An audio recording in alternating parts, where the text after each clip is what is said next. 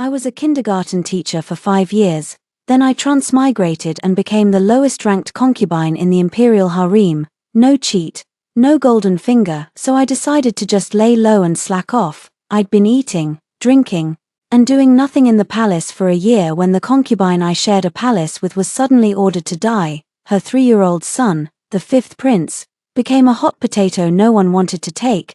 They pushed him around, and he ended up with me, raising kids. I was good at that. The next year, a noble lady died of illness, and her 1-month-old princess was sent to my palace. Later, the arrogant and domineering noble consort fell from grace, and the 10-year-old eldest princess joined us too. When the 5th prince was brought to my palace, I was busy making iced mung bean soup. My rank was too low, so my palace got almost no ice. It couldn't even cool the room. All I could do was make soup to beat the heat. Even eunuch Liu, reading the imperial edict, was too hot to stay. As soon as he finished, he hurried to leave. Congratulations, consort Jiang. This servant has urgent business, so I'll take my leave. I curtsied slightly and took off my bracelet. Thank you for your trouble, eunuch Liu. Eunuch Liu's eyes lit up at the jade bracelet. He took it quietly before lowering his voice. You've been promoted to consort, and you'll be raising a royal child now. The imperial household will give you a proper allowance. I'll have them send more ice later. Thank you, eunuch Liu. After he left, my personal maid-of-honor complained angrily. They're just bullying you for having no power, no family, no backer. You don't even have your own child, yet you have to raise someone else's, someone everyone hates. Wrong, I snapped. Know your place. Step back. Not far away, the 5th prince shrank behind his wet nurse, his deer-like eyes watching me carefully. I ladled a bowl of mung bean soup, squatted down, and called him over. I've been cooking this for an hour. It's sweet. Do you want some? He hesitated, then walked slowly forward when his wet nurse nudged him. But he didn't take the soup. He bowed to me properly. Xie Chengyi greets consort Jiang. I froze and sighed softly. I'd transmigrated to the Qi kingdom 1 year ago. My original self had the same name as me, Jiang Zai, daughter of a 9th-rank official. When I realized I'd become the lowest-daying concubine in the palace, and had no cheat at all, I just decided to loaf around and survive. The master of Linyu Palace, where I lived, was the favored noble consort Yu. I was plain-looking, no threat to her, so we got along peacefully, until half a month ago, consort Yu's father was found guilty of corruption. His whole clan was executed, and she was given a silk rope to hang herself. In this huge harem, one concubine's life meant nothing, but her son, the 3-year-old 5th prince Xie Chengyi, became a hot potato no one wanted. Someone mentioned to the emperor that I'd lived with consort Yu. The emperor immediately promoted me to consort Jiang and ordered me to raise him, too. Looking at this 3-year-old little ball who already knew how to read faces, my heart ached. Before I came here, I was a kindergarten teacher for 5 years. I was good with kids. I took a deep breath, squatted down, and looked at him admiringly. I heard you made a kite a few days ago. You're so amazing. I don't know how. Can you teach me? The fastest way to get close to a kid is to praise them and let them be the teacher. Sure enough, the tense little boy visibly relaxed. He stammered, "Ah, really? Of course. I've never seen someone so young who can make a kite. Will you teach me?" "I will." Just like that. I won him over in half a day. By night, he was already calling me sweetly, Sister Jiang. Taking care of a 3-year-old was easy for me. I even enjoyed it. Because of what happened to consort Yu, the emperor seemed to hold a grudge against the 5th prince. After giving him to me, he never paid attention again. All the other concubines avoided me like poison. No sleeping with the emperor, no harem fights, a kid without labor. I was loving this life. But this peaceful life didn't last long. At the mid-autumn banquet, the empress drank too much, went to breathe in the chrysanthemum garden, and collapsed from a sudden heart attack. Xie Chengyi, who'd wanted to pick a flower for me, found her. He called the eunuchs and maids in time and saved the empress's life. After that, the empress showered my palace with rewards. The emperor even praised Xie Chengyi greatly in court. Suddenly, every concubine in the palace was trampling the doors of Linyu Palace flat. The only good thing, the empress saw how bright and clever Chengyi was, and let him study with the crown prince. But studying led the crown prince right to my palace. When the crown prince Xie Chengqian knocked on my door in the middle of the night again, holding his little quilt, saying he was afraid of the dark. I asked the question on my mind, "Your Highness isn't old enough to move out yet. Why don't you live with the Empress?" At my words, a flash of sadness crossed Chengqian's face. After a long while, he whispered, "Mother doesn't like me." 3. I don't join in harem fights, but I know everyone's background well. The Empress was born in a military family. And the Emperor's first wife, they'd been deeply in love when he was still crown prince, but after he took the throne, jealous of her father and brother's power, he sent them to war. Both died in battle, her family fell, and she developed a heart condition. She must have been heartbroken from being betrayed by her own husband, so she couldn't bear the child who carried his blood. That was my guess. I didn't want to get involved in this mess, but when I saw how careful Chengqian looked, my heart softened. He was only 5. In the end, Chengqian happily squeezed into my bed with Chang'e, half asleep. Chang'e mumbled softly, "Is that the Monkey King?" I'd been telling him Journey to the West as bedtime stories these days. He loved the Monkey King the most. "It's your crown prince brother." I thought the Empress didn't know the crown prince snuck to my palace at night, until one day I walked with her, and the usually quiet Empress suddenly said to me, "I won't live much longer.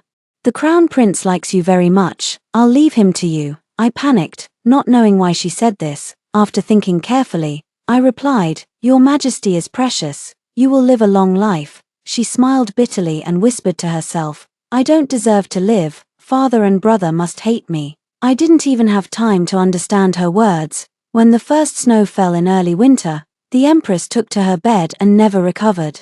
Power over the 6 palaces fell to the favored noble consort Yu. Noble consort Yu was the complete opposite of the Empress, excellent at winning people over. After she took power, she cancelled daily greetings, and was generous to every concubine, silk one day, jewelry the next. She acted like the new Empress already. From then on, even fewer concubines visited the Empress. Only I took Chang'e to wait on her every day. "You don't have to do this," the Empress said. "Currying favor with noble consort Yu is more useful than pleasing a dying woman like me." "Your Majesty speaks nonsense again." I handed the warm medicine bowl to Chengqian and pushed him forward. "Go help your mother drink her medicine." After the Empress fell ill, I tried everything to let her spend more time with Chengqian. I could feel she didn't really dislike him. If she really didn't have long left, I didn't want her and Chengqian to have too many regrets. Chang'e, lying by the bed, watched Chengqian feed the medicine eagerly. As soon as the Empress finished the last sip, he quickly pushed Chengqian aside and held out a candy.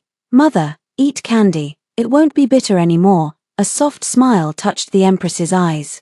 Only after the nanny took the 2 little balls to study did she say gently to me, "Thank you." I tucked a heated hand warmer into her arms. "If you truly want to thank me, Your Majesty, get well soon." For, near New Year, the Empress's health still didn't improve, so organizing the New Year banquet fell to noble consort Yu, and her fame reached its peak. A big event happened during this time. Noble Lady Liu gave birth to a princess on Laba Festival. As soon as the little princess was born, the days of heavy snow stopped unexpectedly. Even the plum blossoms in Ime Garden bloomed overnight. Not long before, the astronomers had worried that if the snow continued, the northern cities of Qi would face disaster. The princess's birth felt like a lucky omen from heaven. The emperor was overjoyed and named her Ruijiao, auspicious light. When Chang'e heard he had a little sister, he chatted in my ear every day. "Sister Jiang, I have 5 red flowers already. When can I see my little imperial sister?" To encourage Chang'e to study hard, I used my old kindergarten method, red flowers. "Princess Ruijiao isn't a month old yet. She can't be exposed to wind. I'll take you when she's full month." I dodged. Actually, she could be visited even before then, but noble Lady Liu was under noble consort Mai, and noble consort Mai was on noble consort Yu's side. I really didn't want to get mixed up in their mess. I'd delay as long as I could. But before the princess turned 1 month old, news broke that noble Lady Liu had died suddenly. Normally, noble consort Yu was in charge, so this shouldn't have fallen to the empress. But noble Lady Liu's personal maid snuck out in the middle of the night, holding the 1-month-old Princess Ruijiao, and knelt outside the empress's cunning palace. "Please, empress, save the little princess, avenge my mistress." I had just helped the empress fall asleep. The maid's hair was messy, she'd clearly escaped when no one was looking. As soon as she saw the empress, she knelt with a thud. "Your Majesty, please save the little princess." The princess in her arms cried non-stop. I stepped forward softly. "Give her to me." Only after I took the princess did the empress ask, "What exactly happened?" The maid replied, "This servant is Jinxiu. I came to the palace with noble Lady Liu from her family. My lady was always healthy, and she recovered well after giving birth. Even the imperial physicians said her constitution was extraordinary. She was meant to live a long life. She could not have died suddenly. Before my lady passed, noble consort my sent a medicinal soup, saying it would help her recover. But not long after she drank it, she was seized by terrible stomach pain. I went to fetch the physicians, but all of them had been summoned to noble consort Yu's palace. No physician came in time. My lady died in agony. My older sister went to beg noble consort Yu to test the soup, but noble consort my accused her of framing her, and had her beaten to death. Jinxiu's face was twisted with grief. My lady and my sister are both dead. I fear the princess will be next. Your Majesty, you are kind, please save her. I understand, the empress said to the nurse beside her. Summon noble consort Yu and noble consort Mai. She paused, and summoned the emperor as well. 5. With that, the empress began to cough softly. Her body was already at its last gasp. By the time noble consort Yu and Mai arrived slowly, I had already rocked the princess to sleep. I handed her to the wet nurse and stood beside the empress. Noble consort Yu bowed respectfully, but Mai spoke sarcastically at once. Your Majesty summons us in the middle of the night. What instruction could you have? I served His Majesty yesterday, and I'm utterly exhausted. Mai was arrogant and willful. She would have been better off keeping quiet. Even I thought she was brainless. Thankfully, the empress ignored her. Before long, the emperor arrived. He must have just gotten up from some concubine's bed. His face was dark. Once everyone was present, the empress said to Jinxiu, "Tell us again what you told me earlier." Jinxiu told the whole story of what Mai had done, but before she finished, one of Mai's maids stepped forward and slapped her. "You insolent slave, how dare you slander Our Lady? Our Lady kindly gave your mistress soup. She was too weak to bear it, yet you frame Our Lady for it." The maid spoke for Mai. Jinxiu covered her face and cried, "Every word I speak is true. If your ladyship is innocent, why not let the physicians test the soup?" The maid raised her hand to hit again. The empress spoke. I did not know noble consort Mai's maids had become masters themselves. Her voice was soft, but commanding. Mai finally realized something was wrong and knelt quickly. "Your Majesty, forgive her. She only acted rashly to protect me. Drag her out and beat her to death," the empress said calmly. Everyone in the hall froze in shock. Only when the maid was dragged out screaming did Mai recover. She turned to the emperor, wiping her tears. "Your Majesty." To her surprise, the emperor's face turned even colder. "You disrespect the empress. If you plead for her, you will be beaten to death with her." I stiffened and secretly glanced at the emperor.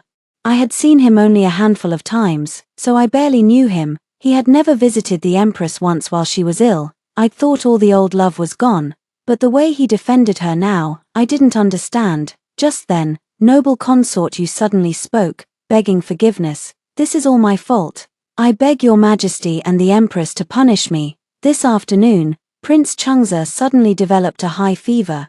Several physicians could not diagnose it. I was so anxious that I summoned all the imperial physicians to Anli Palace. I never meant to delay noble Lady Liu. Changze was the name of the first prince. 6. At this, the emperor's expression softened. "How is Changze now?" "He's much better. When I left just now, he told me to tell you that he doesn't understand several of his essays and wants you to teach him."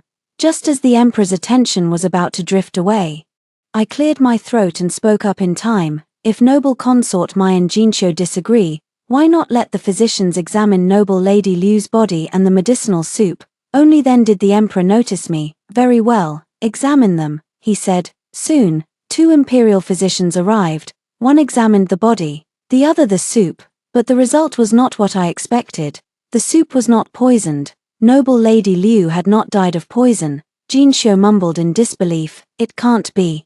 My lady only fell ill after drinking that soup." The physician beside her explained, "Noble Lady Liu was weak after childbirth, and it is deep winter. She must have caught a cold during her confinement." causing a sudden fatal attack. No, Jinsho lunged at him. You were the one who took her pulse before. You said her constitution was strong, that she would live a long life. As Jinsho lost control, eunuch stepped in and restrained her. Mai now gained confidence and cried tearfully to the emperor, Your Majesty, now you believe me. I am truly innocent. The farce ended with Jinsho being executed and Mai placed under house arrest for 10 days. After everyone left, the empress asked me, What do you think? I remembered the flash of guilt on the physician's face when Jinsho confronted him. What I think doesn't matter, I said. It matters what His Majesty thinks. The empress coughed again, tears falling as she did. She said softly to me, This harem eats people alive. I'm relieved you understand this. If I am gone, as long as you are careful, you will not suffer too badly. With noble Lady Liu's case closed, the question of who would raise Princess Ruizhao arose. Unlike Xie Chengyi, whom no one had wanted, every high-ranking concubine in the palace now fought to raise her. After all, the whole palace knew Ruizhao was born under an auspicious sign and was deeply favored. The empress asked why I didn't fight for her like the others. I was being dragged into a snowball fight by Xie Chengyi and Xie Chengqian at the time. Snow covered my hair. I sighed helplessly. Your Majesty, 2 are already more than enough trouble. She smiled faintly. I'm afraid you won't get your wish. The empress's words came true. 2 days later, the 1-month-old Princess Ruizhao was carried into my palace. 7. Eunuch Liu, the emperor's personal attendant, read the edict again. He handed it to me, grinning from ear to ear. Congratulations, consort Jiang. You have no idea how many concubines wanted to raise the princess. This is a blessing only for you. I looked at the little ball sucking her hand in the nurse's arms and sighed deeply. What kind of blessing was this? With Ruizhao under my care, no one in the harem was happy. Once again, Linyu Palace became a place everyone avoided like poison. The only happy ones were probably Xie Chengyi and Xie Chengqian. They wanted to take their little sister everywhere, even to the latrine. After Ruizhao came to live with me, the emperor visited Linyu Palace more often. He only stayed a short while each time, just to tease Ruizhao, but it was enough to make some people jealous. Mai summoned me to her palace every few days. Looking for faults, kneeling punishments and copying rules became routine. The empress said Mai had fought the hardest for Ruizhao. Mai had relied on having raised the eldest princess to bully and scare off many concubines. She never expected me to take the prize. Of course she was bitter. Just avoid her, the empress told me. The empress grew sicker and sicker. Sensing her end was near, she began teaching me how to run the harem. After finishing another task she'd given me, I remembered teaching Xie Chengyi a poem earlier. When I recited, breaking the wax, stirring spring's first breath, facing cold, she tries her gentle dress. Chengyi had asked what winter plum blossoms looked like, so I asked the oldest nurse beside the empress, Are there winter plums in the palace? The nurse thought for a moment. There are, but they grow near the cold palace. If you wish, I will pick some for you later. No need, I'll go myself, as the nurse said. The cold palace was full of winter plums. I picked a few branches with a rong and prepared to return, but as we passed an abandoned courtyard, I suddenly heard a child crying. Arong was terrified, trembling. Your Majesty, let's go back. The old servants say the cold palace is haunted, but the cry sounded familiar. I said to Arong, If you're scared, wait here. I'll go check. It would be bad if a prince or princess was lost. I handed her the plum blossoms and went alone toward the sound. Just as I thought, crouching in the yard, crying, was eldest Princess Xie Qingwan, Mai's daughter, 8. I'd been tormented by Mai every day lately. Part of me wanted to ignore it. But she was crying so bitterly that I walked over anyway. Your Highness, why are you alone in this desolate place? Xie Qingwan held a dying kitten in her arms. The kitten was beautiful, with bright blue eyes, but those lovely eyes were dim and lifeless, as if near death. I'd seen this cat in Mai's palace when I was punished there before. It had been a gift from Persia not long ago. Several beautiful cats had been given to the concubines, and Mai had received this white one, Shui. Xuetuan disturbed mother. She kicked him, and wants to kill him. Qingwan sobbed. So you snuck him out? She nodded, sorrow filling her voice. Mother doesn't like him. She doesn't like me either. Maybe one day, I'll be thrown away too, just like him. I froze. I never expected her to say something like that. To everyone outside, Noble consort, my doted on Xie Qingwan. 9 out of 10 things she said were praises about how clever and unmatched her daughter was. I thought for a moment. Then spoke carefully. If you trust me, Your Highness, I'll save Xuetuan. At my words, hope flared in Qingwan's dim eyes. Ah, really? I nodded. If I can save him, I'll keep him in my palace for now. When you have your own residence in the future, you can take him back. Until then, you can visit him secretly. But mother treats you so badly. Don't you hate me? She was 10 years old. She knew about the bad blood between Mai and me. I comforted her. That has nothing to do with you. Right now, you only need to decide, will you trust me once? In the end, Qingwan chose to believe me. As she handed Xuetuan to me, she said solemnly, if I can ever help you, Sister Jiang, I will do everything I can. I patted her head fondly. All right. 9. When I returned to Linyu Palace, I had a wrong quietly fetch a physician from the Imperial Hospital to treat Xuetuan. Mai's kick had been hard, but luckily, it hadn't hit anything vital, while Xuetuan recovered. Qingwan snuck over to visit him now and then. Chengyi and Chengqian hadn't spent much time with the eldest princess before, but once they met, the three got along perfectly. It didn't last long, though. Mai must have found out. Qingwan stopped coming. Sometimes when we met on the path, she would even avoid me when I tried to speak. Chengqian once told me quietly that he'd seen scars on Qingwan's hands, like she'd been beaten. I worried, but with Mai around, I couldn't interfere. Then came New Year's Eve. A maid from Qingwan's side suddenly found me and said Qingwan wanted to meet me in the Imperial Garden. I was so worried about her that I followed without a second thought.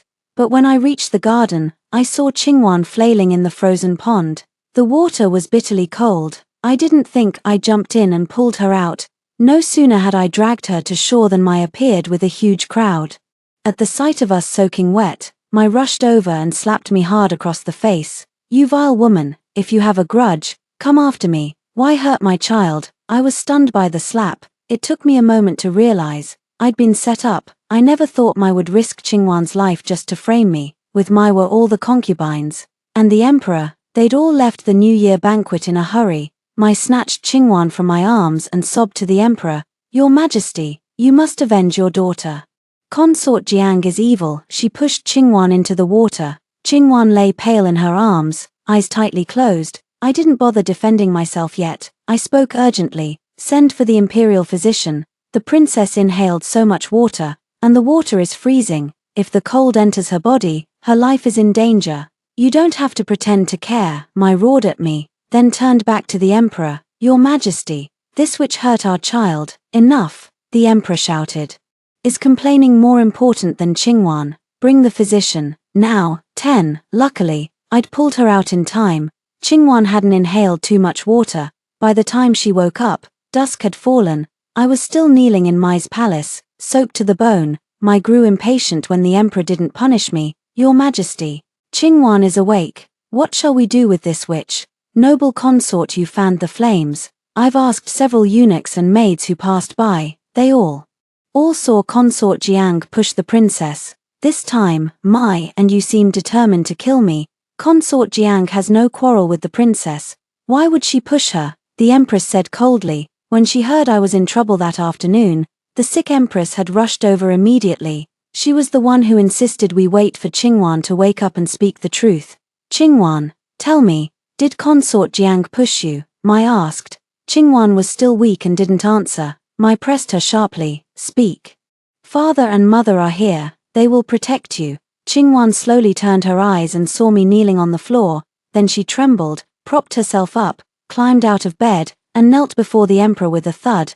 Father, save me. Mother. Tears filled her eyes. She tried to drown me. The whole hall fell silent in shock. Mai shrieked at once. What nonsense are you talking about? Mother had someone push me into the water. She wanted to drown me and blame Sister Jiang, so she could raise little Sister Ruizhao. Before Qingwan could finish, Mai rushed forward and slapped her. Did that Jiang put a spell on you? I am your mother. How dare you team up with an outsider to frame me? Insolence, the emperor roared. Do you even acknowledge me? Mai finally realized she'd lost control and quickly explained. Your Majesty. I only panicked because I was afraid she'd been tricked. I am her birth mother. You are not. Xie Qingwan cut her off. Her eyes were clear now. She straightened her back, kowtowed to the emperor, and spoke calmly. Father, I am not noble consort Mai's daughter. 11. Qingwan's words hit like a stone thrown into a lake. Even noble consort, you stood up in shock. The emperor's face turned dark. What do you mean? Since I was little, mother has never liked me. No matter what I did, if I displeased her even a little, I was beaten and punished. Qingwan rolled up her sleeves, revealing bruises all over her arms. Every concubine present looked away in pity. I thought I just wasn't good enough. Then one day, I accidentally heard her talking about my real birth. I am not her child. She cannot have children. 10 years ago, to secure her position, she found a mute slave girl outside the palace, made her carry a child, then killed her after I was born. For 10 years, mother used me to get father's attention. Then little sister Ruizhao was born. When she saw father favored Ruizhao more, she plotted to kill noble Lady Liu and take Ruizhao for herself. But Ruizhao was given to sister Jiang instead. Mother grew angry. Yesterday, she plotted with others to frame sister Jiang using my death. At the end, Qingwan choked up. But sister Jiang is the kindest person to me in the whole palace. Father taught me, a person must not forget kindness. Everyone fell silent, the emperor, the empress, even me. Xie Qingwan was not Mai's real daughter. Mai was panicking now, stammering, no, no. Your Majesty, I didn't. Qingwan is just a child. Someone must have taught her to lie. The emperor closed his eyes, then spoke after a long breath. Summon the vice minister of the Supreme Court, reopen noble Lady Liu's case. He glanced coldly at Mai, evil woman Mai, demoted to commoner, sentenced to suicide. Eunuchs dragged her away at once. Your Majesty, I was wrong. Mai knelt, clutching his robes, kowtowing wildly. I really know my mistake. Spare me, please. When the emperor didn't move, Mai turned to you. Lady Yu, save me. You were the one who told me to frame consort Jiang. You can't abandon me. You panicked for a second, then recovered and snapped. You wicked creature, still trying to drag me down with you. She ordered the eunuchs, take this criminal away at once. Mai's eyes burned with hatred as she was dragged off. Yu Yin, you betray me today. Your end will be worse than mine. Even as a ghost, I will never forgive you. The truth was out. I'd knelt in wet clothes all afternoon. The string holding me up snapped. My vision went black, and I fainted. 12. When I woke up, 3 days had passed. Noble Lady Liu's case was confirmed. She had been murdered by Mai. Everything the eldest princess said was true. Mai's whole clan was executed for deceiving the emperor. Perhaps out of guilt, the emperor promoted me to consort and gave me the title Xian Wise. He also showered me with gold, silver, and jewels, and just like that, Linyu Palace became busy again. Every concubine came crawling to flatter me. Thankfully, Arong had sense and turned them all away. During my recovery, Cheng Yi and Cheng Qian stayed by my side every day. The empress told me, those 3 days I was unconscious. The boys were terrified.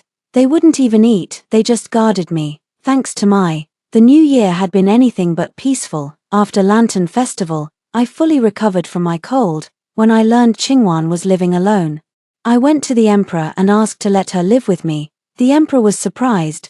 Don't you hold a grudge against her? I smiled. Your Majesty, she is just a child. On the day Qingwan moved into my palace, her eyes were red. I opened my arms to her.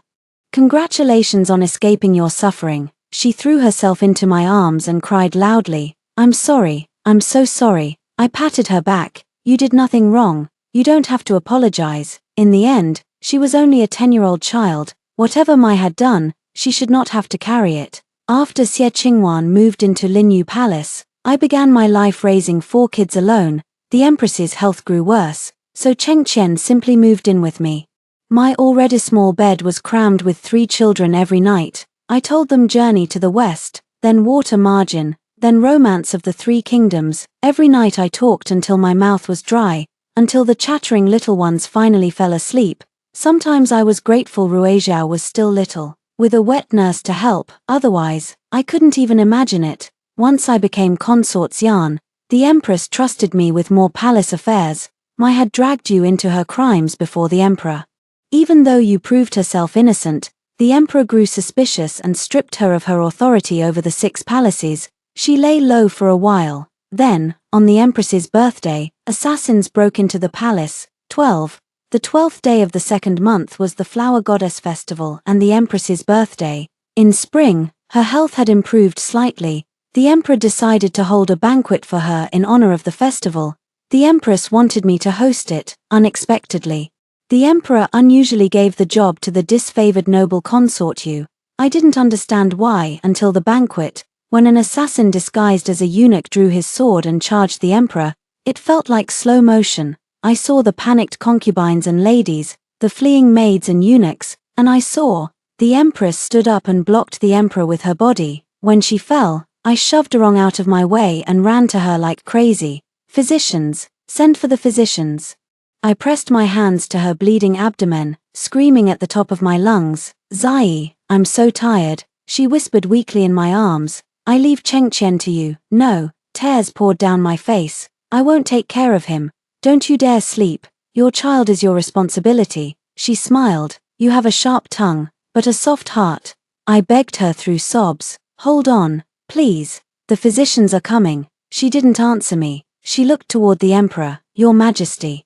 The stunned Emperor finally snapped back, his voice shaking. I'm here. "I don't hate you anymore," the Empress said. "I know you used my birthday banquet to test the Yu clan. I don't blame you. Please, for the sake of my 3 Lin family members who died for you, be kind to the Crown Prince and to Consort Xian." The Emperor's face went deathly pale, his lips trembled, and he finally replied, I promise." With that, the Empress smiled, closed her eyes, and went still in my arms. The Emperor reached to touch her cheek. I slapped him hard. "Why?" I screamed at him. "Her health was getting better. Why did you do this to her? Today was her birthday." I broke down crying. "Don't you have a heart? You plotted her father and brother to their deaths. Why not spare her too? She was your wife. This was supposed to be her birthday." That same morning, she'd smiled and promised me that when she recovered, we'd take all 4 children out of the palace for a spring outing.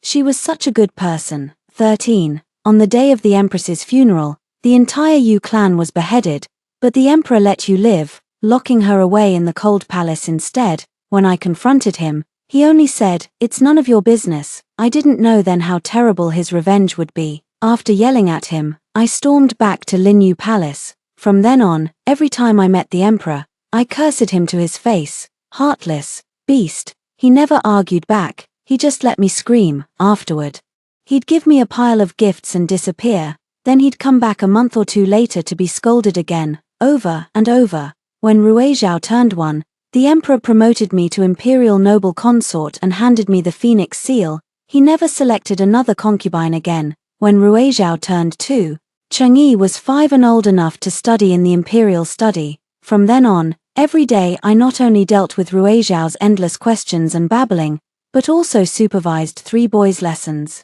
Another Qingming festival came. I took all 4 children to the Imperial tomb to pay respects to the Empress. A timid figure caught my eye. I asked the caretaker nun, "Who is that?" She hesitated, then replied, "That is the first prince, Your Highness." First Prince Xiechengzi was Yu's son. From the cold palace, I frowned. Why is he here? After Lady Yu was imprisoned 2 years ago, the first prince was knocked unconscious and left here. We didn't know if it was the Emperor's will, so we didn't dare interfere. He should have been 10 years old by then, but he was so thin, even weaker than 5-year-old Chang'e. You had killed the Empress. I should have wanted nothing to do with him.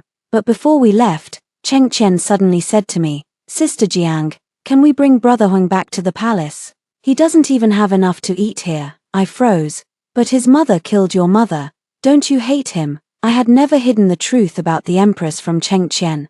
Chengqian answered earnestly, "You told us, Sister Jiang, the son should not bear the parents' crimes. Brother Huang was always kind to me. He didn't kill mother. We shouldn't put our hate on him. And you accepted elder sister even though noble consort Mai was cruel to you." I stared. That was what I taught them. The son should not bear the parents' crimes. The Empress's death had blinded me with hatred. None of this was Chengzi's fault. He was just an innocent victim. Once I realized that, I took Chengzi back to the palace with us. I told the Emperor briefly, then raised him in Linyu Palace too. 14. For the first few months, Chengzi stayed timid and quiet. He never dared take a second bowl of rice at meals. He spoke to me in a tiny voice. scared of angering me. Only after spending time with Chang'e and Chengqian did he slowly open up. The first time he hesitantly called me mother along with Chang'e. I didn't correct him, I just pulled out a cloth bag I'd sewn for him.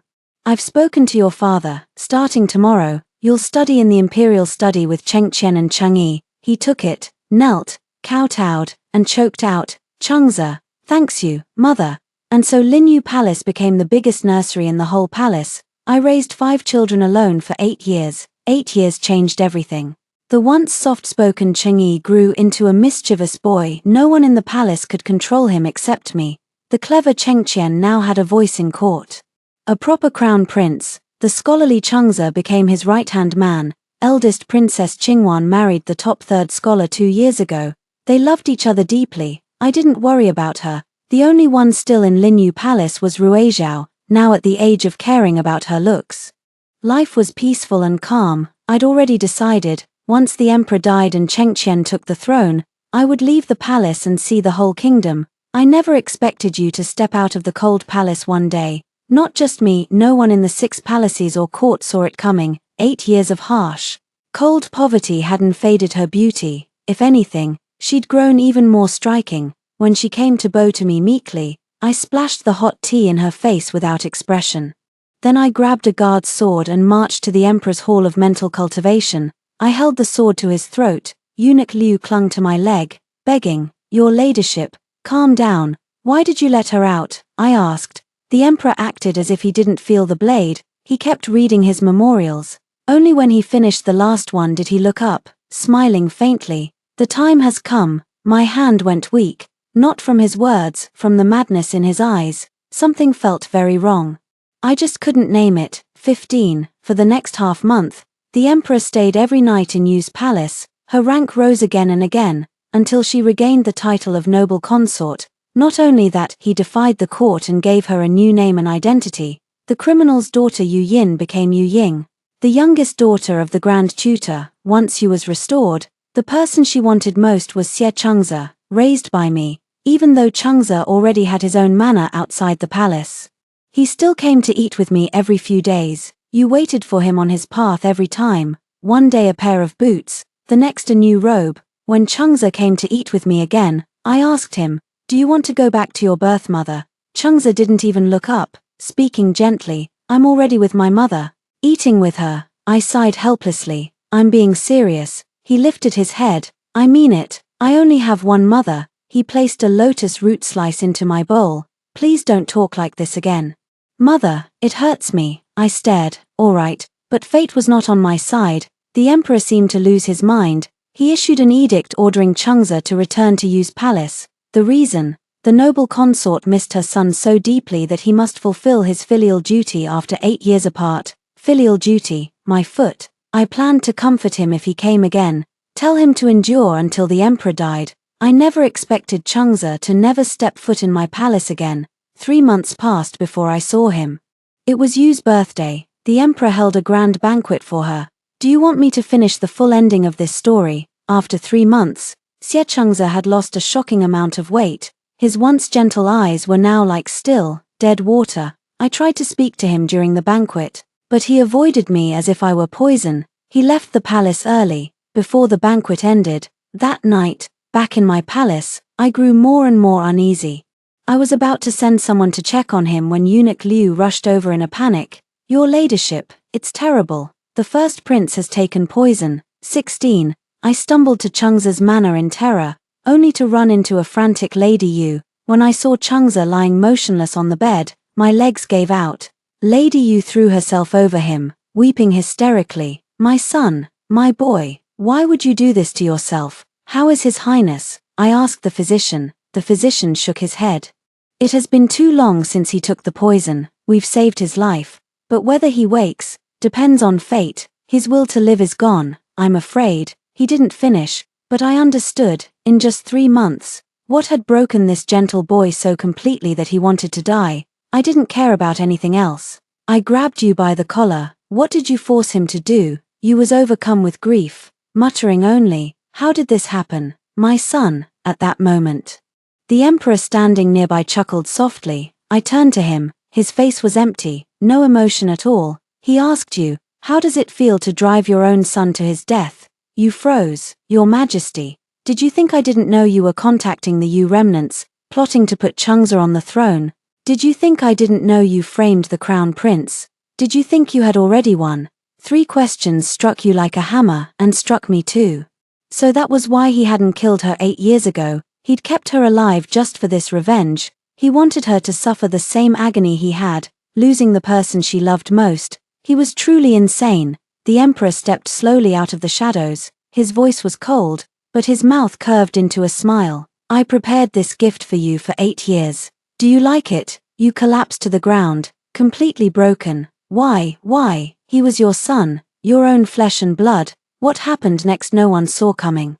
As the emperor stepped closer, you snatched the hairpin from her hair and drove it deep into his neck. Then she killed herself. In one night, the emperor and the noble consort were both dead. Xie Chengqian ascended the throne smoothly. 17. Once Chengqian became emperor, I became the empress dowager. I brought Chang'e back to Linyu Palace. Even though he never woke, I still told him stories, just like when the children were little, from Journey to the West to Water Margin. Then to Romance of the 3 Kingdoms. In the 4th year of Chengqian's reign, Xie Qingyi fell in love with a gentle, beautiful girl, the daughter of the Minister of Rites. I arranged their marriage. That same year, Chengqian held a selection for his harem.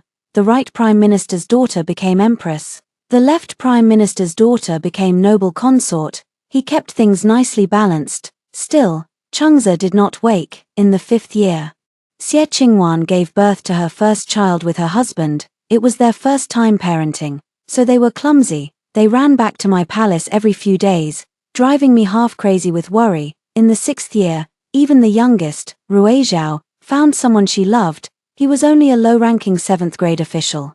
But she loved him truly. I did not stand in their way, and I arranged their marriage too. That same year, the empress and the noble consort each gave birth to a princess.